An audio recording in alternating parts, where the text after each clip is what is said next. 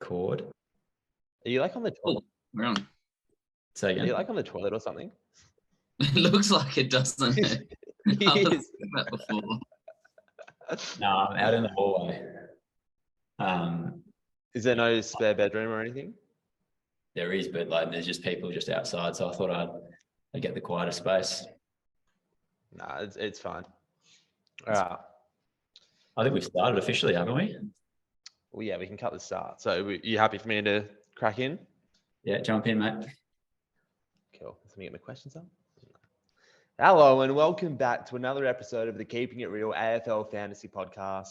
I'm Coach Ace of the Spacemen, and I'm joined, as always, by Coach Nick of Nalvinator, Nick Allen, and we're joined by a special guest to start us off today, Coach Ashton of Asholanche. Welcome, Ashton. Thanks, man. Good to be here. Absolute pleasure. Mate, it's an absolute honour to have you on. You are an absolute stalwart of AFL Fantasy and probably the most experienced Keepers League member. When did you start off doing keepers? I think my housemate next to me would probably differ from that, but 8 years ago now, I reckon. So 1/3 of my life, I'll be doing this now. So I'd like to think I'm getting somewhere, but my main league, I've come last the last 3 or 4 years. So that's no good. Been rebuilding, so I don't know. We'll get there, but yeah, been a while. How's your team in your other Keepers League going in the last 8 years? It's actually flying at the moment. Love it. As I said, wouldn't spoon the last 2-3 years, which isn't good. But the beauty of the league is you can rebuild, which is what I've been doing there. So yeah, I started off two and zip so far this year, which is pretty exciting. So can't ask for anything better. No, you can't. So good so far. We'll see how we go. So do you have the number 1 draft pick in your other Keepers League last year? No, because I traded it. So we do a lot of trading and stuff with draft picks and future draft picks and all that type of thing. So I've traded that pretty much every year now to get players that I want. Wow. You trade the number 1 pick every year or just your first pick? Well, I've traded my future pick every year, which has ended up being pick 1. So I've missed out on Ashcroft and Dacos, which probably isn't ideal. But I got some decent players in return. So could be worse, but yeah, we got lists of 40. So you can go wrong. Yeah, wow. Right. Well, we'll jump into the questions for you, Ashton. Sorry to cut you off there, Nalvinator. But second of all, what was your draft strategy coming into the Asho and Friends Keepers League? But actually changed a bit. I did a single season draft probably 3 or 4 days before. I noticed there was absolutely back when we were actually right, there were no forwards. So I kind of just left the forwards too late, which I think the majority did in the end. And then I noticed there were a lot of backs pretty much around the 80 mark there. So I kind of left them. And I've actually got a decent backline just looking now. Ended up with McGrath, Bowes, Chapman. Who else have I got? Newman, who's quite handy as well. I think I got them in hundreds, 120, 130 range. And some of them were going probably 40, 50. So I think I made up a bit of ground with my midfield there, which is good.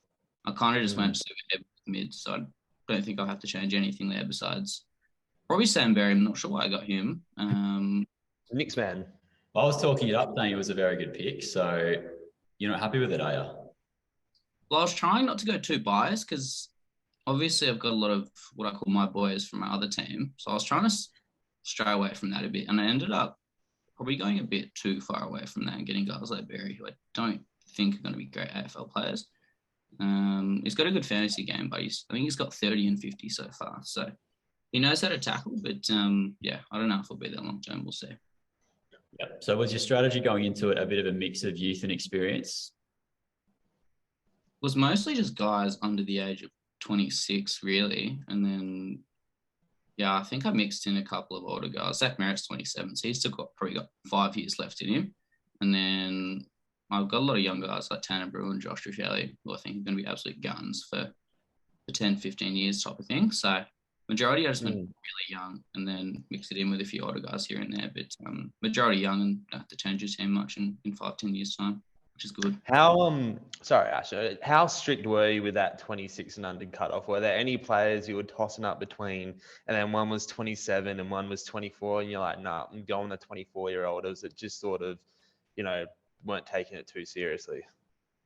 Well, I wouldn't say that's cut off, but I think with midfielders, a lot of the guys, like I think I got Sarong, Rao, Walsh, they're all young and they're going to be good. Like I'd be shocked if they weren't good. I think Rao's one that slid way too much. He's an absolute gun and he's somehow underrated after what he's done so far.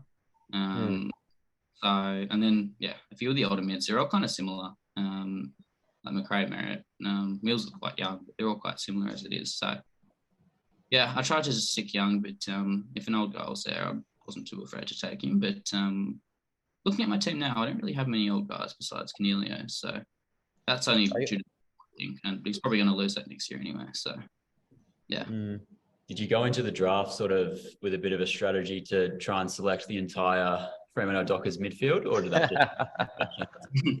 Well, in my other league, I've got I think it's 7 or 8 of my starting 18 are fair, which actually hasn't turned out to be too bad just because of our game style. We obviously kick mark a lot, which doesn't really work in AFL, but it works in fantasy a lot. So, well, you have come last in the last 4 years in your other league, didn't you say, Asho? So it couldn't be working out too well, has it? Well, when you got an average age, I think my average age was about 20 for a long time there. So you're never going to win games with that. I wasn't tanking, but yeah, I was just in for the long haul. And I've actually only got 2. I've got Brody and Sorrell. Missed out on Brayshaw, and I've got Erasmus and Johnson who are going to be good as well. But so you went Fife in there as well. Erasmus before Johnson, which was interesting. Obviously, was drafted before in the same draft. What was your thought there? You obviously wanted Erasmus more. The only reason I did that is because I thought Johnson would be available later, and he ended up being available later anyway. Johnson's probably slightly ahead of Erasmus at the moment, but Erasmus has played, I think, 2-3 games and has scored quite well in them. So he's probably a little bit more of a note fantasy-wise at the moment. That's the only reason I went him above. But yeah, I got them both in the end, so it worked out. Yep. Who, as keen Freo supporters, who is closer to breaking into the Freo team out of those 2? Probably, well, it has to be Johnson because he's been in the emergencies the last 2 weeks and Erasmus hasn't. So if you're going off that. Next week, Johnson? I don't know how you dropped off. There's probably a few you could drop, but in that midfield, you wouldn't really want to drop anyone. Plus, Brody's not really doing much at the moment, but I think he's going to probably be about 4 or 5 weeks still, I reckon. Do you think Fremantle are going to tinker with their midfield mix? It's been very much spoken about the last couple of days since they got smashed in the clearances against North on Saturday night.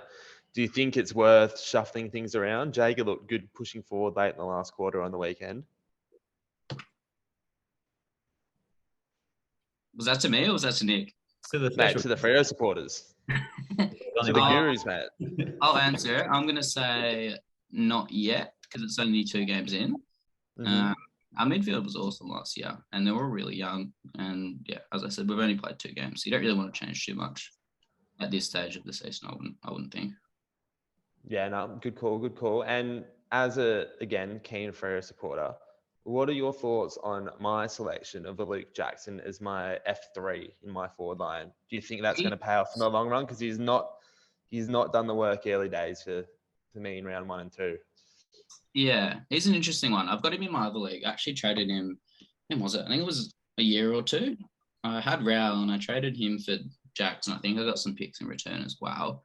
But that was when he was at Melbourne and he was going to take over Gawn. But now he's at Freo with Darcy there. It's a bit awkward at the moment. No one really knows how it's going to play out because none of them are that good up forward, but they're both very good in the ruck. So I think it'll work, but yeah, I think it's going to take some time, I'd say.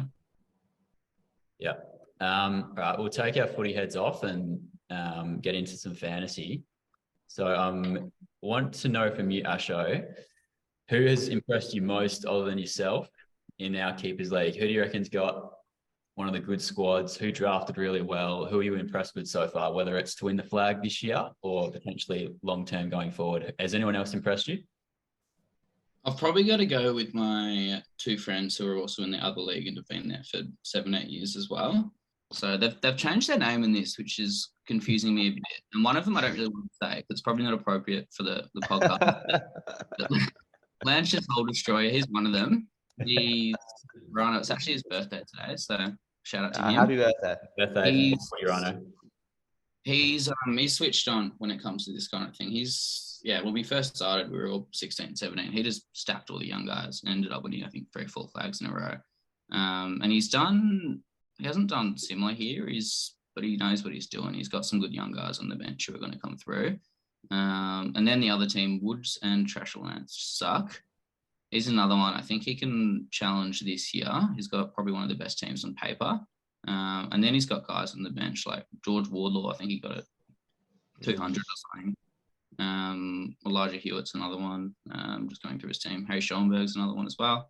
He's got a few older guys, but when you got 4 or 5 younger guys on the field, on the bench, that are probably going to come through, I think it's set up quite nicely there. So I'll go those two for now. Nick, you actually kind of impressed me a bit as well. I've got to open up your team, but I saw you got Dacos and Ashcroft, which you probably can't really go wrong. They'll be there for 10, 15 years, and Dacos is already probably the best back this year. So, yeah, I think probably you three were the top 3 for mine. Nothing for me, Asho. At the time, I felt you were a bit off like with some of your picks. I'm just going to go. What? Get specific. I'm going to go through it. I'm just going through it now. Didn't go too well this week. Jeremy McGovern. I don't know what pick he was he was a depth pick. He was straight to the bench, and I had to replace Tom Stewart with him this week, and he didn't do too bad. Yeah, I think he's okay very late, but he's not really a player I look at in fantasy with much interest. Riley O'Brien was an absolute shocker. Well, he's one of the best rucks so far this year. He's a first round. He scores a 90. I just think you got him way too early. And then you look at your mid. Well, your team's actually not too bad. Looking at it now, you've actually done a lot better than I thought. But your midfield's not ideal. You got Presty, Ward, Viney. Josh Dacos is your M3. So I think you got guys like O'Brien instead of probably not Caleb's so wrong, but guys around that mark that you probably could have improved the midfield with. Forward lines, everyone's forward line's pretty bad. But yeah, you've actually done a lot better than I thought you did. So well done. Thanks, mate. Appreciate it. We'll delve deeper into Nalvinator and my teams later in the podcast. But you did touch on one of the other coaches' team names, Woods and Asholanche suck. And that reminded me of something that I wanted to talk to you about, is that on draft night, your team name was in fact different to Asholanche. It was Mode's Men. And then somewhere between round 1 and the draft that you reverted back to Asholanche. So just talk us through that. The only reason with that is because my other keepers league, I've had Asholanche for 8 years, and I felt bad having another Asholanche. But then when I was drafting with Modes Ben, it just felt a bit weird. I didn't really like it, and it put me off a bit actually. So is that right? Ended up changing it back just because I didn't look right for me. So what did Modes mean? Mode is a nickname for me, so that's me, and then men, that's players. Men, it makes sense, doesn't it? Yeah, appreciate you clarifying the men part, but the modes, why are you modes? Asho mode? Yes, it actually did start from that. I don't know how, I don't know why. It was probably 4 or 5 years ago, but it stuck with probably a friendship group in Canberra, I reckon that one was. But you won't see it again. That one's not coming back. It didn't feel right. Asholanche is here to stay. Yeah, that won't go. That's been there for a long time. So yeah, it's got strong brand recognition, that one. It does. Unlike some, just having a look through now. All right, give us the worst team name in the comp. Well, besides the 2 I just mentioned, because they're just no good. Pet Money Snipe is shocking. Good brand recognition though. Yeah, but it just doesn't work for me. It doesn't work for me. And all capitals as well. You don't see that very often, do you?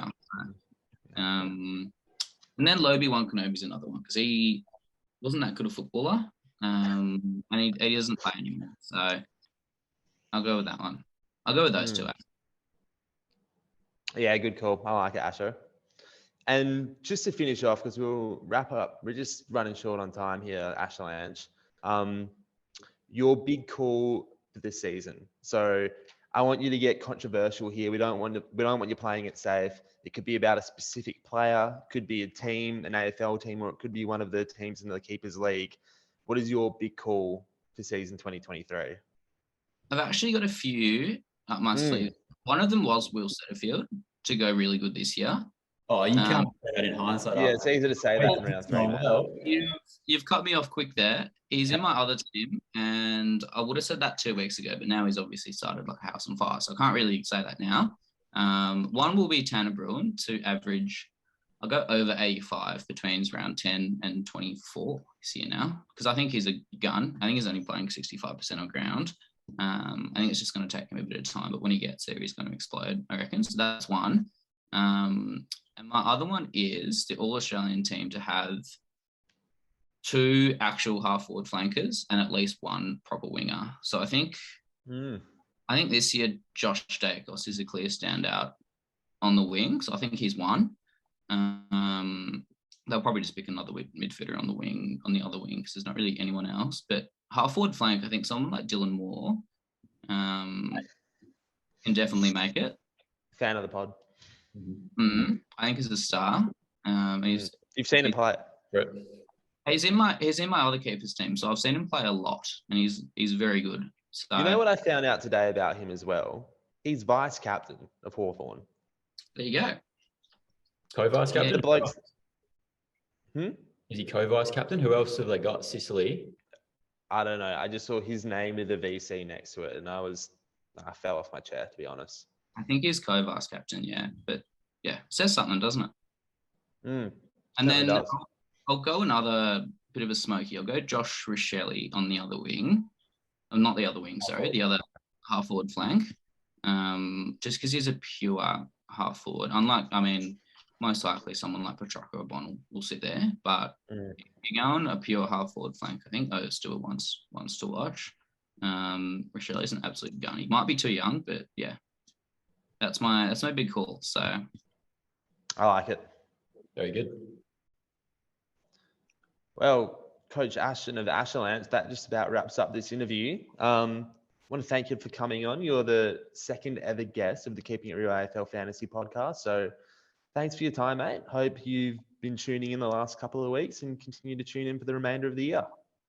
Thanks, boys. I didn't think you were kicking me off this early, but that's all good. I'll get off. Well, if you check the run sheet of questions we sent you before, mate, we've just about run out of them, I think. That's all right. I'll head off if you want me to. Have a good one, mate. Enjoy your night. See you, mate. All right, that was Coach Ashton of Asholanche joining us as our second ever guest on the podcast. Now we'll get straight back into it, Nick, with the round overview. So, Nick, tell us who your guru of the round was. Just before that, what do we think of Asho's performance? Second guest on the podcast. I thought he was pretty good. Spoke well, good insights. We ended up talking about Freo's ball movement at one point. Didn't think we were going to get into that, but really good insights. Spoke a lot better than I thought he would. He's come a long way, that young fella. But I didn't think we were going to get into Freo's ball movement either. But I think that was quite an interesting topic to get into. As a very experienced Keepers League player. I didn't realize it was 10 years. It's crazy. It's been through multiple rebuilds, multiple drafts. Great dedication.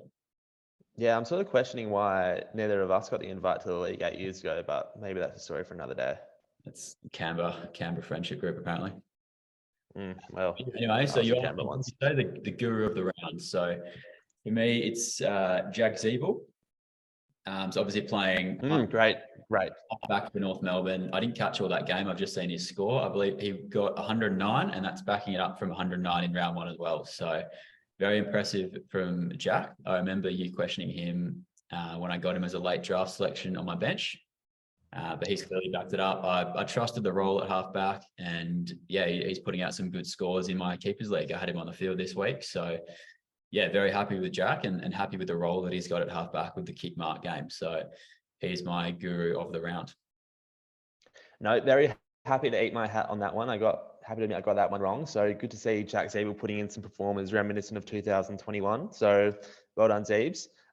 My guru of the round, this is someone who is in my draft team and was also questioned by another coach when I picked him up. And that man is Jeremy Cameron, scoring 138 for the round, 25 disposals, 6 goals.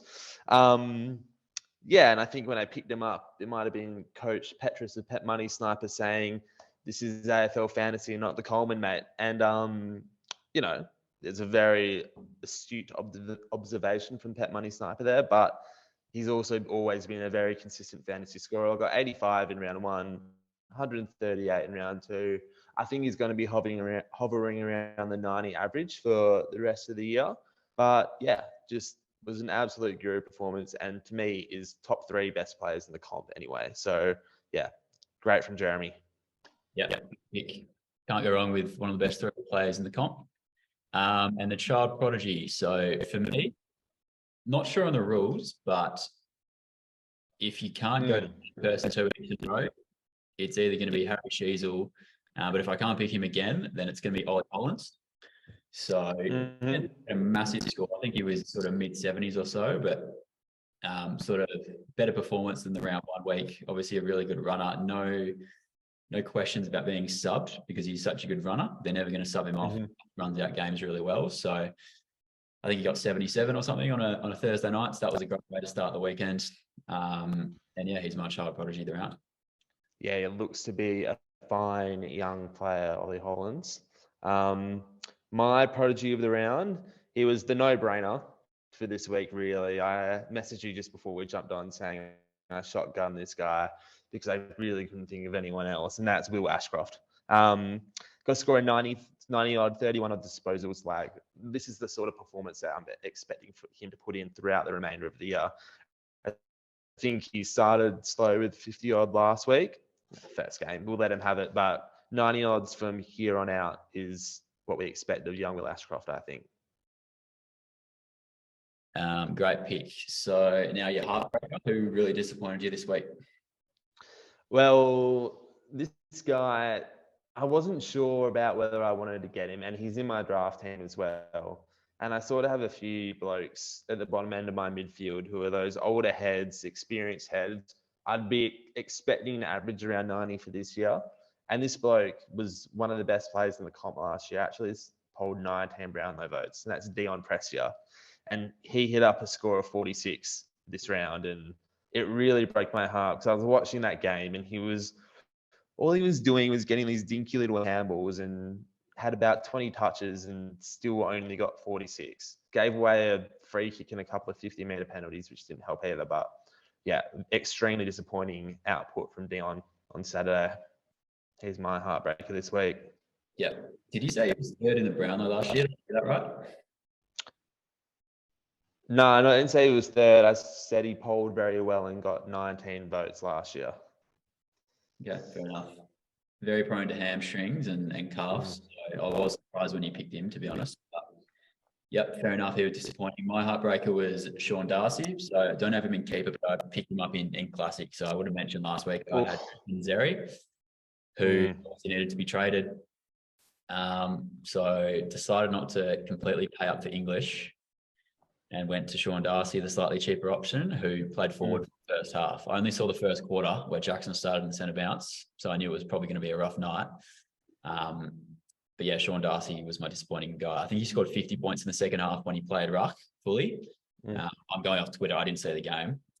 But yeah, it's really disappointing coaching move from JL. But hopefully he's back in ruck this week and Jackson's in the forward line.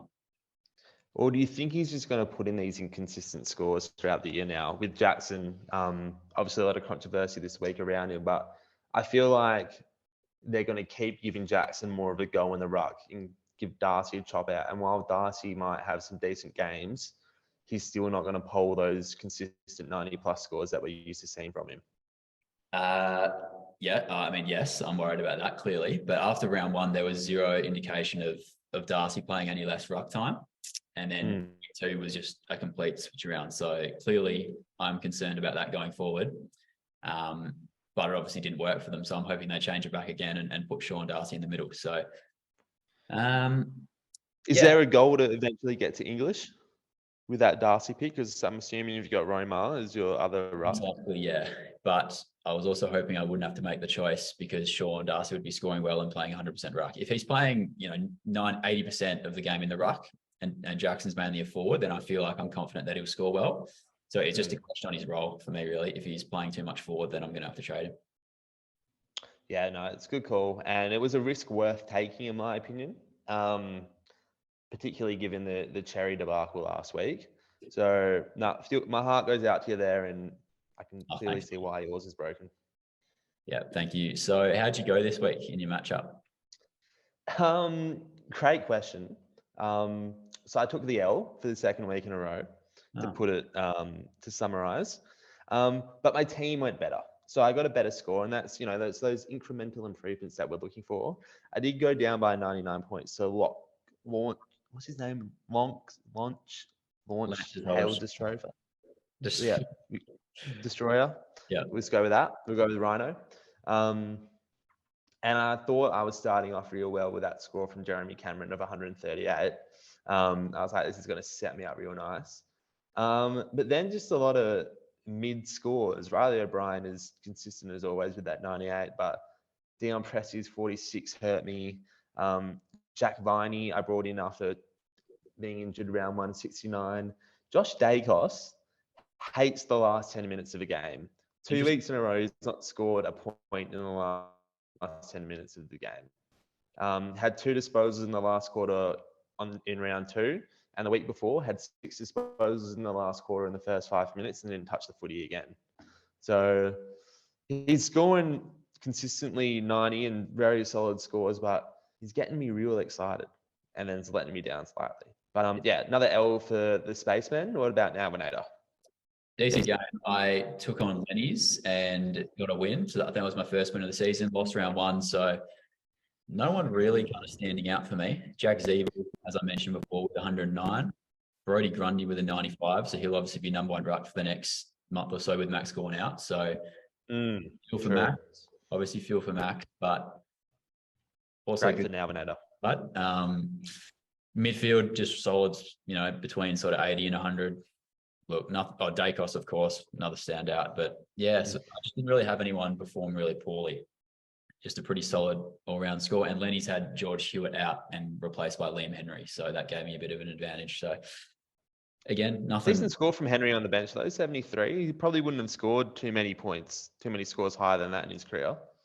You're probably right. Obviously playing on the wing this year. Again, see the games, I can't really comment, but well done to Liam. All right, so let's review last week's big calls of the week. So, Nick, start off with yours. You had a pretty controversial one. I don't know if it was, but I got it very wrong. So it was Tanner Bruhn to score 100. I mentioned last week that he started mainly inside mid, and then there was the injury to Stewart, which pushed Parfitt onto the ground inside mid, and then Bruhn back out to the wing, which dried up his scoring. I was hoping this week he'd get a lot more game time inside mid, which I think he didn't. Played a bit inside, played a bit of wing, and just low time on ground in general. So that's been a worrying pick in my classic team. And yeah, clearly just got it wrong. Scored, what did he get? 40 odd, 50 odd. So was the 100 that I projected. Yeah, no, fair. Can't all get the big calls right. I fell just short myself. My big call was that the Dacos brothers would score 250 between them. And I'm glad to say Nick put in a very solid effort, scoring 117, and Josh with 96. So that doesn't quite add up to 250. 212, 11, fuck, I don't know. But close enough, for me to be proud of those boys, but didn't quite get there this week. So disappointing, but not as bad as Tanner Bruhn getting 100. So are you going to redeem yourself this week? Well, I'm going to try to. As soon as I remember what I say, I'll get the Word document up. Yes, Sean Darcy. So I mentioned Sean Darcy already. I think he's going to bounce back. Jackson in the ruck. Look, I think Luke Jackson's as much of a ruckman as Sean Darcy, but you'd think Jackson's a better forward. I think Darcy's going to play the majority of the time in the ruck. If he does, no, I can't say if. I'm saying he's going to play in the ruck and score 120 against Bailey Williams. So I think he's going to have a strong performance. Jackson will be in there a little bit as well, but Darcy will spend the majority of time and go big, redeem himself, 120 this week. That's very interesting, Nick, because my big call for the week, there's Luke Jackson is going to go 100 plus. Oh, so you can't both be right there. There's no way we'll both. To be honest, I think your big call is correct. I think Darcy will take Bailey Williams to the cleaners, but I feel like there's been a lot of pressure on Jackson this week. West Coast Hawks have been down. McGovern and Barrett didn't play very well last week. Hogan did a number on them. So you're thinking from the forward line, mainly from the forward line. So you're thinking mainly in the. line? Yeah, I think mainly forward, but then when he goes in the ruck, I think he's going to jump all over Bailey Williams and Jake Waterman, who's West Coast second ruck at the moment. So yeah, I'm backing Luke Jackson to go 100 plus and just prove all the haters wrong. Back page of the paper today, just Pretty not rough. necessary. Pretty rough. So yeah, backing in the Freo big boys this week. So I'm still banking West Coast for a W, but the Freo big boys will go well. Okay, 2 calls that I don't think one of us will be wrong for sure, I think. So that'll be very interesting to watch. Either way, I think Bailey Williams is in for a very tough day. Yeah, I think so. But yeah, it'd be an interesting game. I think the Eagles will be half a chance. Yeah, well, we're in form. Dockers will be keen to bounce back after a 0-2 start. But I don't know, even watching West Coast last week, we played one good quarter and then we're pretty dead average for the other 3, and GWS was just shocking. So, yeah, I wouldn't get too excited as a West Coast fan. But no, we'll see what the Dockers have in store. Yep. So that's a great point. Sorry to cut you off, but the Zoom has a minute left. Didn't realize that was going to happen when we started recording, but that's another episode of the Keeping It Real podcast. So thanks for joining us. The Zoom cuts off. Thanks for joining us, everyone. See you next week. Yeah.